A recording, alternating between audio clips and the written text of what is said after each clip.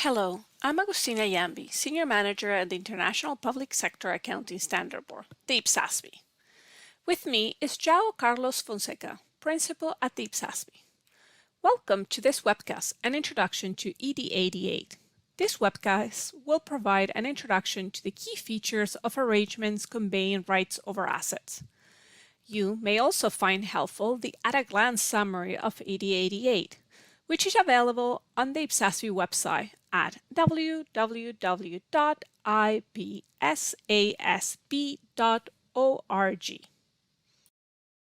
ED88 was issued after Exposure Draft 84 concessionary leases and right-of-use assets in kind. João, can you explain why ED88 was issued? Thanks, Agustina. ED88 was issued for basically two reasons related to the publication of IPSAS 47 revenue and IPSAS 48 transfer expenses last year.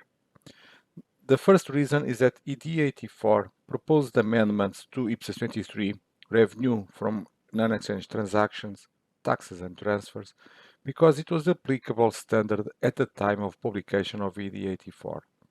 However, in May 2023, the IPSAS published IPSAS 47 and IPSAS 48. IPSAS 47, which will be effective on January 1st, 2026, will supersede IPSAS 23 and two other IPSAS, IPSAS 9 revenue from exchange transactions and IPSAS 11 construction contracts. Therefore, the IPSAS decided to carry over the proposed amendments to IPSAS 23 in ED84 to IPSAS 47 on concessionary leases and right-of-use assets in kind.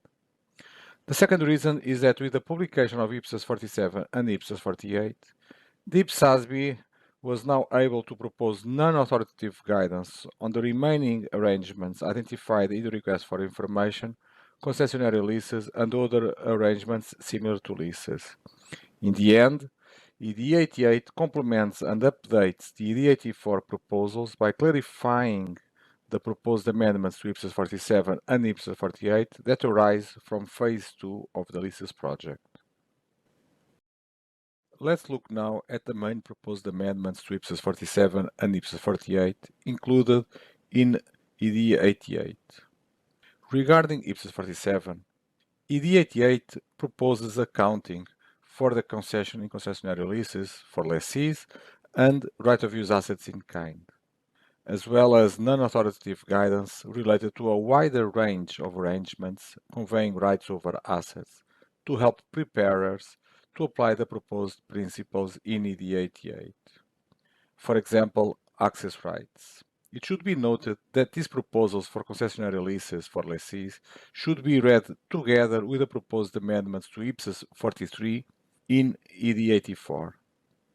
Regarding IPSAS 48, ED88 proposes illustrative examples to help preparers apply the IPSAS 48 principles to identify and scope these type of arrangements.